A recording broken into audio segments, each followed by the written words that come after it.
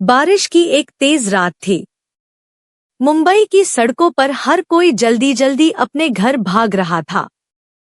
उसी बारिश में एक बिल्ली भीगती हुई एक दुकान के कोने में दुबकी बैठी थी। कोई उसके पास नहीं रुक रहा था। कभी कोई उसे डांटता, कभी कोई भगाता, लेकिन वह बिल्ली कहीं नहीं गई, बस चुपचाप भीगी रही। उसे तेज बुखार था, एक पंजा जख्मी था और भूख से उसकी हालत खराब थी। एक छोटा सा हाथ। तभी एक छोटी लड़की आई, रिया, जो करीब 10 साल की थी। उसने देखा कि बिल्ली कांप रही है। वह दौड़कर घर गई, एक पुराना तौलिया और बिस्किट लेकर आई। उसने धीरे से बिल्ली को उठाया, पोंछा और खाना दिया। उस दिन से रिया रोज बिल्ली के लिए खाना लाने लगी। उसने उसका नाम रखा मीठी। इलाज और प्यार। रिया के पापा अमीर नहीं थे, पर उन्होंने मीठी को पास के पशु चिकित्सक के पास ले जाकर इलाज करवाया। धीरे धीरे मीठी ठीक होने लगी। उसकी आंखों में डर की जगह भरोसा दिखने लगा। मीठी अब रिया के घर आ गई थी।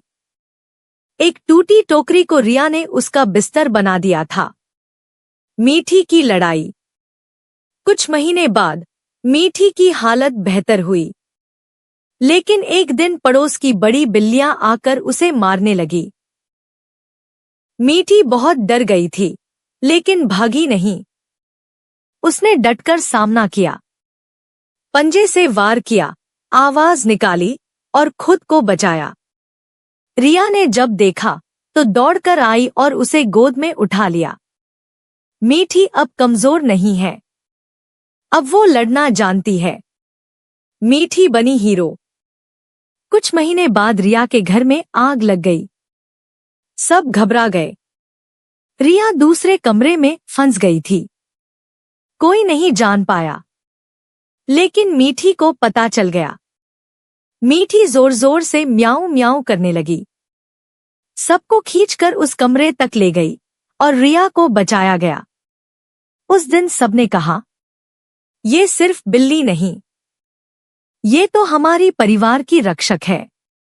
मीठी की सीख।